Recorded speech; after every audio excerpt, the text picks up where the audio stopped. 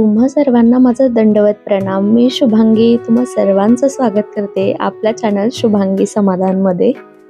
तर तुम्ही गेल्या व्लॉगमध्ये जो डोहाळे जेवणाचा व्लॉग मी टाकलेला आहे त्याच्यावर खूप छान प्रेम दिलेलं आहे, खूप छान व्ह्यूज गेलेले आहेत त्याला. आणि मला माहिती होतं तुम्ही सगळेजण माझा व्हिडिओ नक्की बघणार असं, आणि खूप छान कमेंट्स पण आलेले आहेत, मला खूप चांगले व्ह्यूज पण गेले. असा चॅनल चालू केल्यापासून पहिला व्हिडिओ आहे की त्याला 1Kच्या पुढे व्ह्यूज गेले. आता वर्षभरापासून चॅनल बंद होतं, तरी तुम्ही एवढा चांगला प्रतिसाद दिला त्याबद्दल तुमचे खूप खूप खूप खूप थँक्यू आणि आभार.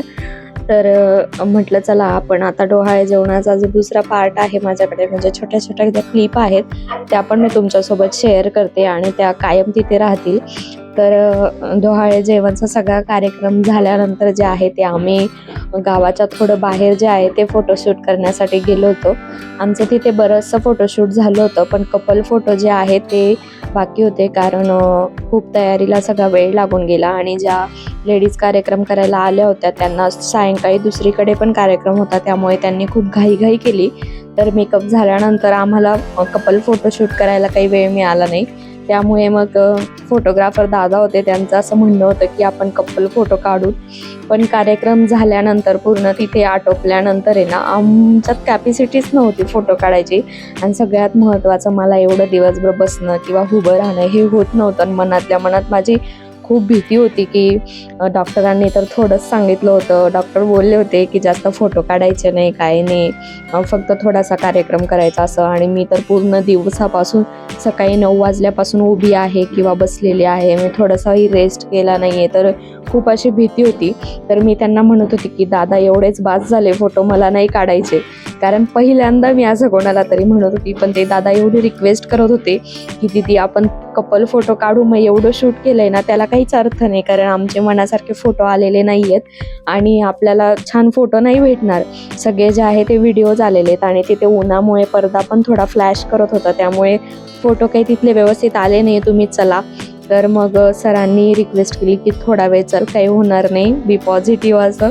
आणि मग आम्ही गावाच्या बाहेर निघालो लोकेशन शोधण्यासाठी.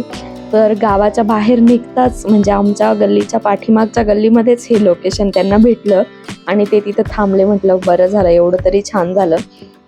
तर तिथे आम्ही फोटोशूट वगैरे केलं आणि खूप छान फोटोशूट झालं. खूप सुंदर फोटो काढले होते त्यांनी आणि फोटो काढून आम्ही घरी निघालो. त्यानंतर जे आहे संध्याकाळी आमचं पॅकिंग करून जे आहे ते मी माझ्या घरी माहेरी जायला निघाली. आणि आम्ही संध्याकाळीच निघालो होतो, कारण माऊ आणि दादा त्यांना परत नाशिकला लवकर यायचं होतं. त्यामुळे ते बोलले की आजच जाऊ. तर संध्याकाळी आम्हाला निघायला 9-10 वाजले होते. 9-10 वाजता जेवण करून आम्ही सगळेजण निघालो. 2 गाड्या होत्या. त्याच्यानंतर घरी पोचलो आणि हे डायरेक्ट मी सकाळी शूट केलं होतं. आणि घरी पोचल्या सकाळी आम्ही परत एकदा हॉस्पिटलला जाऊन आलो की सगळं काही व्यवस्थित आहे ना, काही प्रॉब्लेम नाही आहे ना, कारण मला खूप असं विकनेस होत होतं आणि मनामध्ये भीती भरली गेली होती की मी पूर्ण दिवसभर खूप उभी वगैरे होती असं तसं.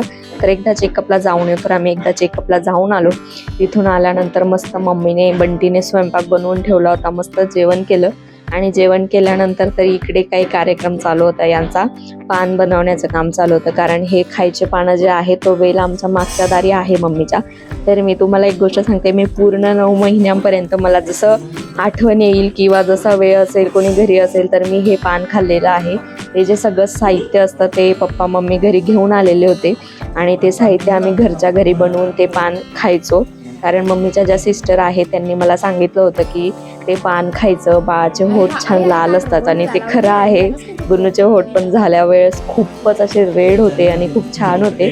तर मग यांना सांगितलं की यांना माहिती होतं की मी पान खाते, तर मग यांनी मागून तोडून आणले आणि मस्त असे फ्रेश पान बनवत होते सर. आणि इकडे आमच्या सगळ्यांचा गप्पा चालू होत्या आणि थोडं नर्वस पण होतं की हे सगळेजण आता जाणार परत तिथं. मग एकटंच दिवसभर आता मम्मी पप्पांचे पण थोडेसे काही शेताचे, मम्मीचे दवाखान्याचे त्याचे कामं चालू असतात, बंटीचे पण कॉलेज असते. आणि आज खूप असं घर भरल्यासारखं वाटत होतं आणि खूप दिवसांनी आम्ही सगळे एकत्र आलो होतो, तर खूप छान वाटत होतं.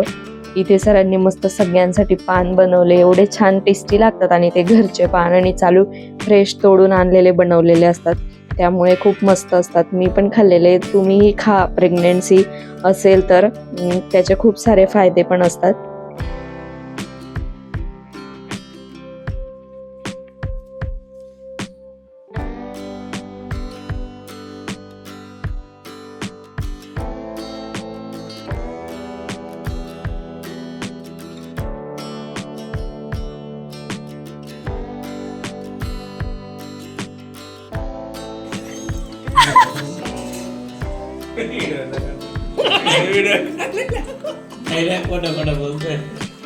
आणि इकडे आता यांची जाण्याची तयारी झाली होती, तर जाता जाता यांचा काहीतरी गेम होता, कोणी हरलं तर आपण हे करू किंवा ते करू असं.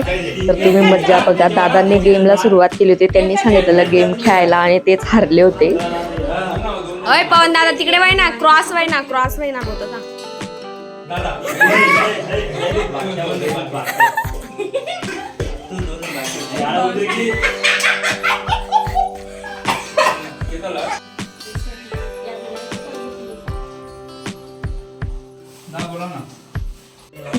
आणि इकडे या तिघांचं एवढं प्रेम होती जात होतं की एकाच खाटीवर तिघजण झोपले होते. त्यानंतर यांची निघण्याची तयारी झाली आणि माऊला मम्मीने साडी वगैरे दिली, दादांना ड्रेस वगैरे दिला आणि हे निघाले होते.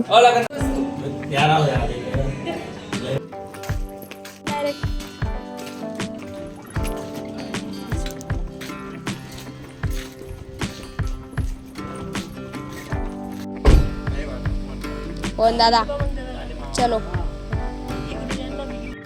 हे सगळे केल्यानंतर आम्ही घरात एकटेच होतो आणि फिरत फिरत ह्या आमच्या गावातल्या आजी आहेत त्या आमच्या घरी आल्या आणि मला म्हणत होत्या की तुला बाळ झालं का मी तुला 50 रुपये देईल असं बाळाच्या हातात. तर मी म्हटलं की 50 रुपये नको, तुमच्या आशीर्वादाने सगळं व्यवस्थित होऊ द्या.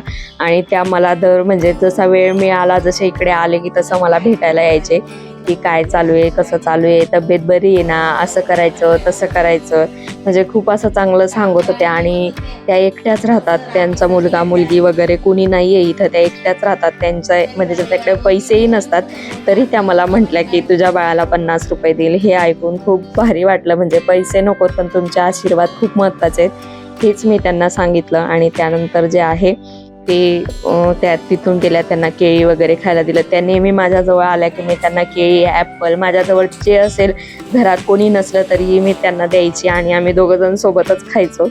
त्यानंतर जे आहे हे गेल्यानंतर हे माझे जे बेबी बंप आहे, तर गुन्नू खूप मोमेंट करत होते बाळ. तर मी अशा थोड्या क्लिप ज्या आहेत त्या बनवून ठेवलेल्या आहेत, तर म्हटलं त्या आपण एक टाकूयात. तर तुम्ही बघू शकता किती छान. आणि ही फिलिंग आहे ना जगात सगळ्यात भारी फिलिंग असते आणि खूप म्हणजे शब्दातही सांगू शकत नाही आपण की ते काय होतं, कसं होतं असं.